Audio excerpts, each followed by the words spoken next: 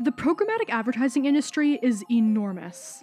Programmatic ad spend is projected to make up over 91% of all digital display ad spend in 2023, and that number is only going to rise. But where did it come from? It started with display advertising, all the way back in 1994, when the very first display banner ad was published on Hotwire.com, a site you may know today as Wired.com. You Will was an AT&T marketing campaign that launched in 1993, consisting of commercials directed by David Fincher. Each ad presented a futuristic scenario beginning with "Have you ever?" and ending with "You will," and the company that will bring it to you, AT&T. Have you ever borrowed a book from thousands of miles away, across the country, without stopping for directions, or sent someone a fax? From the beach, You Will, and the company that'll bring it to you, AT&T. The ads were created by N.W. Iyer and Partners, with voiceover by Tom Selleck. As part of the You Will campaign, one of the first ever banner ads was created. It measured 468 by 60 pixels, and it looked like this.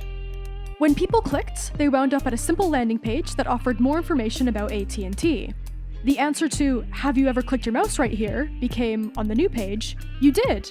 Now let's see what else you'll do." Back in 1994, this display ad got a click-through rate of over 40%. In 2023, the average CTR for Google display ads is less than 1% across industries. In the early days of online advertising, people were exposed to far less ad content.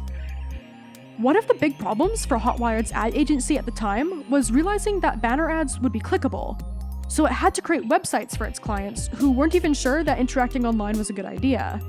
The ad was created for AT&T and Moda Media by the digital agency Tangent Design Communications, with principal creators Joe McCambly, Craig Kanarick, and Otto Timmons.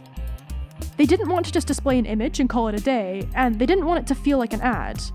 What they wanted was to embrace the interactivity of the web and have it feel like a sponsored, pleasurable experience, not something to run away from.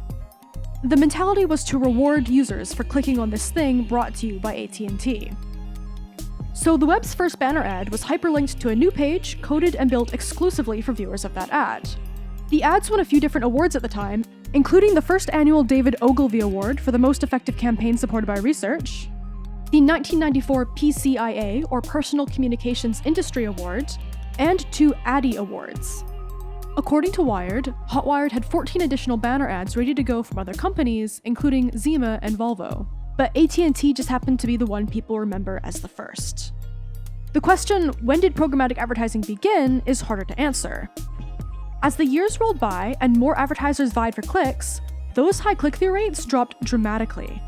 By the time the 2000s arrived, ad networks were springing up to get advertisers more reach. In the year 2000, Google launched AdWords.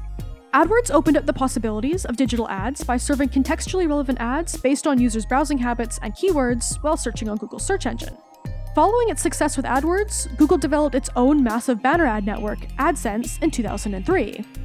Google later purchased YouTube in 2006 and DoubleClick in 2008. As of 2023, Google still holds the largest market share in digital advertising at 28.6%.